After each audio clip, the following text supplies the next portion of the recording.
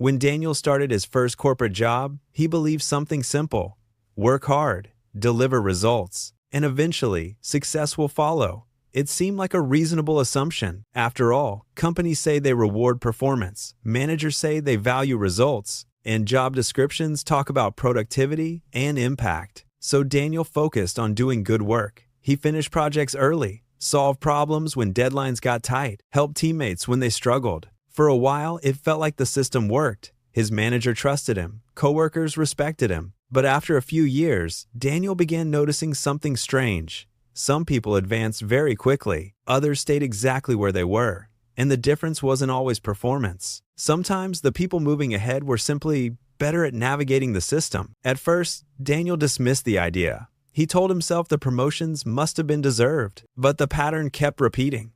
People who spoke more in meetings gained visibility. People who managed relationships carefully gained influence. People who understood internal dynamics seemed to move faster. And that's when Daniel encountered something every organization eventually reveals: corporate politics. The phrase usually sounds negative. It suggests manipulation, favoritism, or unfair advantage. But politics inside organizations isn't just about individuals behaving badly. It exists because of something much more structural. Every company must allocate 3 limited resources: power, recognition, and opportunity. There are always fewer leadership positions than employees, fewer promotions than candidates, fewer decision-making roles than people who want them. And whenever limited resources exist inside a system, competition naturally appears. Not always openly, often quietly. Employees begin managing how they are perceived. They build alliances, strengthen relationships with decision-makers, choose carefully when to speak and when to stay silent. This doesn't mean they stop working hard,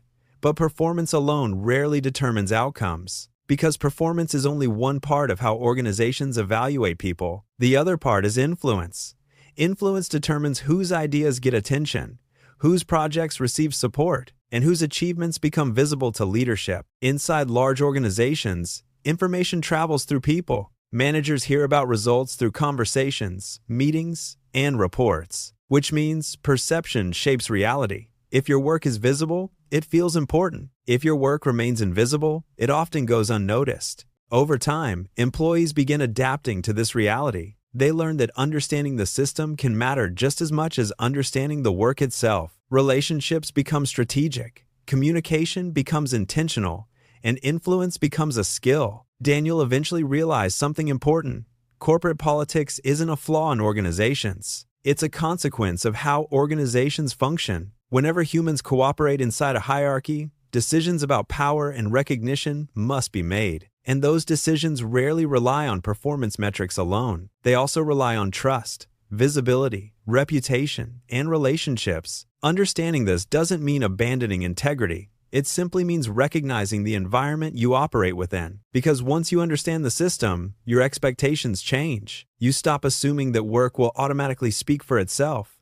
You start making sure your work is seen. You build relationships not only for friendship, but for collaboration and influence. And you recognize that career growth inside organizations involves 2 different abilities: doing the work well and navigating the structure around the work. Ignoring either one makes progress difficult. Daniel still believes performance matters, but he no longer believes it's the only factor. Because inside organizations, outcomes rarely depend on effort alone. They depend on how effort moves through a system of people, incentives, and decisions. And once you see that clearly, corporate politics stops looking like a mysterious problem.